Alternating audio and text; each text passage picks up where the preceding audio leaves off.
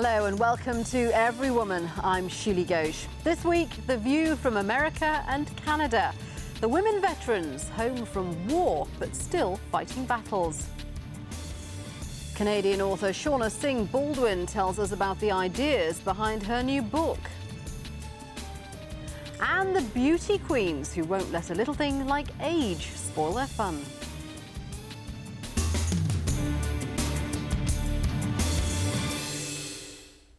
This month, World War I allies will mark Armistice Day as usual on the 11th.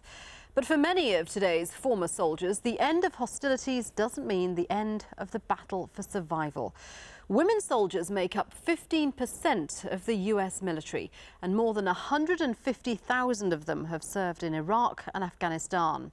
Many of these veterans come home bearing physical and mental scars, only to face another fight against healthcare bureaucracy, unemployment and high housing costs. Denise Williams works for the American Legion, an organisation that consults with the US government's Veterans Affairs Department. Denise, welcome to you. First of all, just talk us through some of the problems these female soldiers face when they come home from service.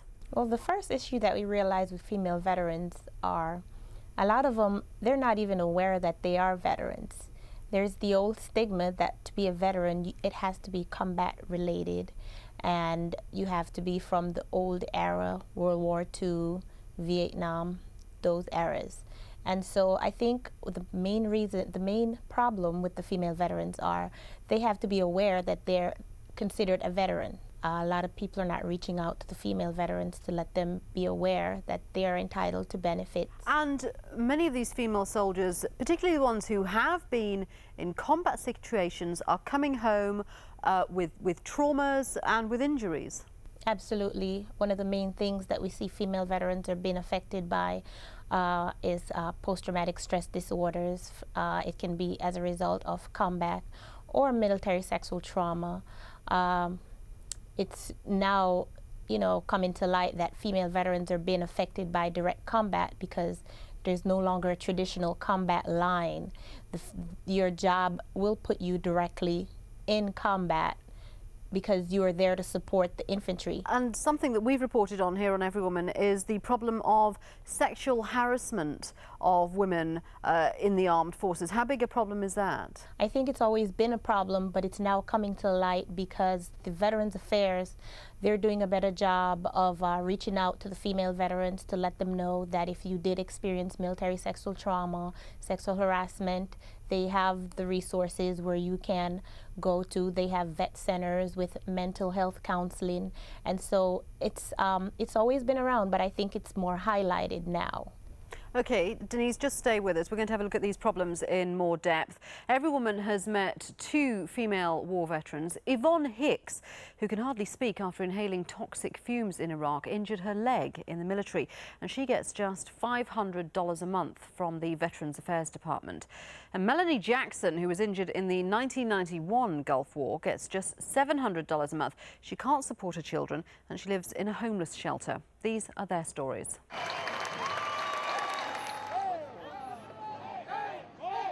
It's sad. I don't think any veteran who volunteered to fight for their country or to serve their country have to come back and deal with a system that act like they don't care. They need help when they get back. They're not going to come back the same way they left. And they tell you that you'll never be the same when you come back from a war. And it's true. There's too much bureaucracy. Not enough money is going to the care of the veteran. And they want to fight us in every single thing. I mean, we go through, we sign our lines to put our life on the line for this country.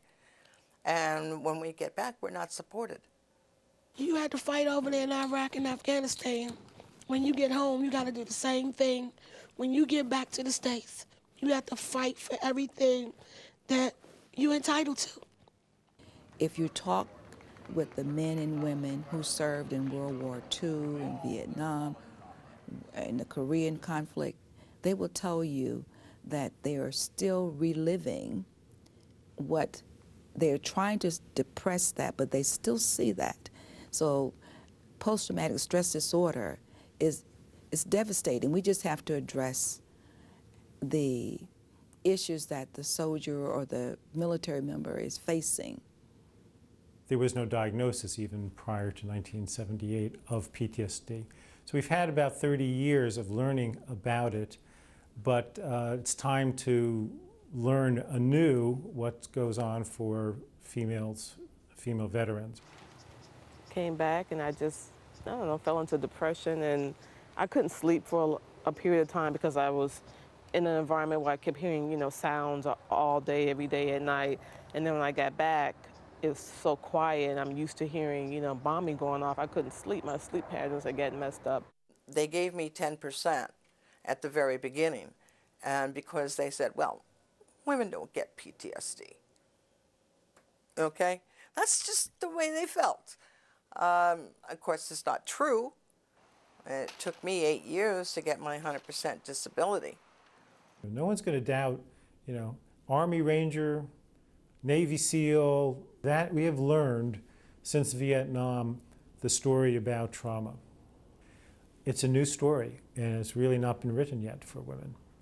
So I called the VA, and I called different organizations that help people that don't have a place to go. I started off in DC, and they told me, well, it's just for men, for male veterans. We don't have facilities for women. That's not a place that a soldier want to be. After living in those conditions, you don't want to come back home and live in a shelter.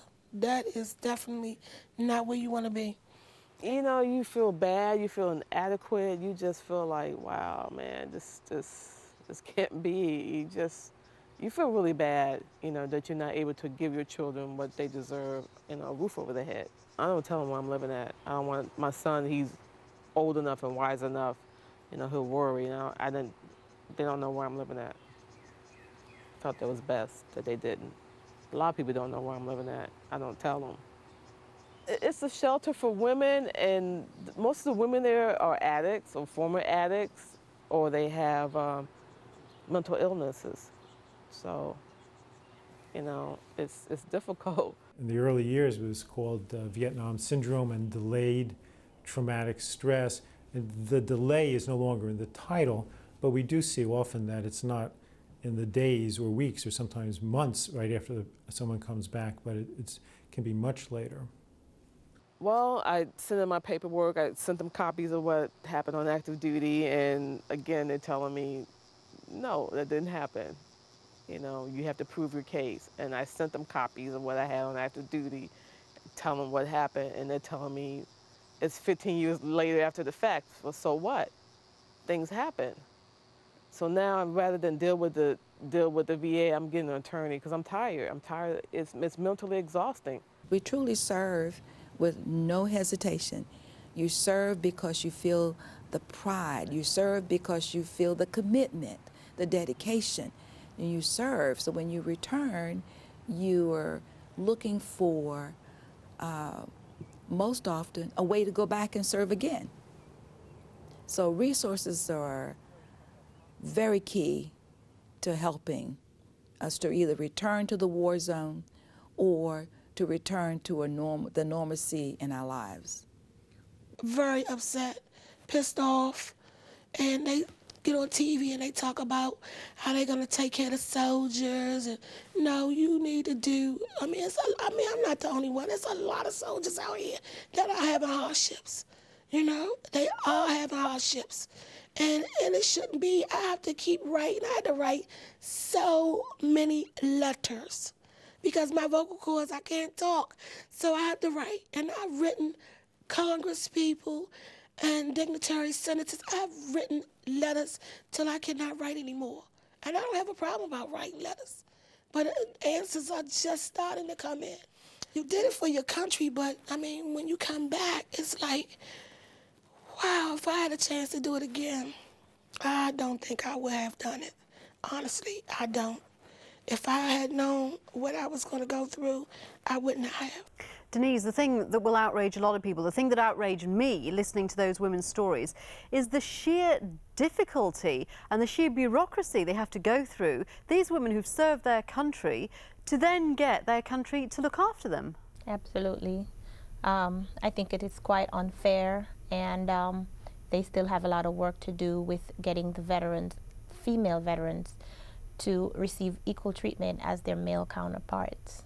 But why is it so difficult? Is it a question of resourcing? Does the Veterans Affairs Department have enough resources?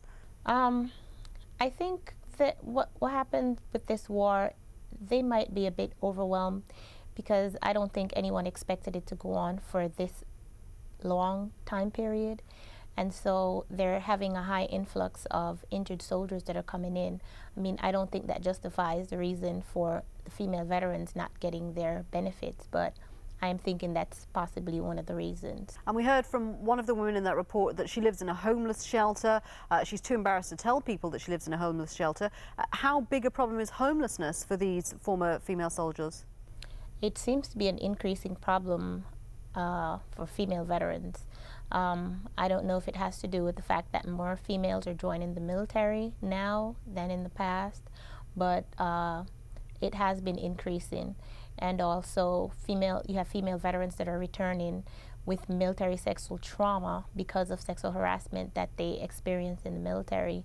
And so now they're trying to get into housing shelters that are just gender specific for themselves because of what they went through. They would prefer to be in a shelter that they're not sharing with males. How difficult is it for women like these to come back, particularly from combat situations, and fit back into a normal life?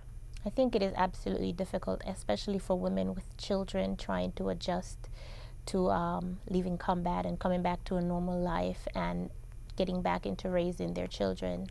And so I would encourage all the female veterans to seek out all the counseling that the VA has out there for them, because I'm pretty sure it's a daunting task trying to get back into normalcy. Okay, Denise, thank you very much indeed for that. Good to talk to you. Thank you. Well, we're going to take a short break now. We'll see you back here in a couple of minutes.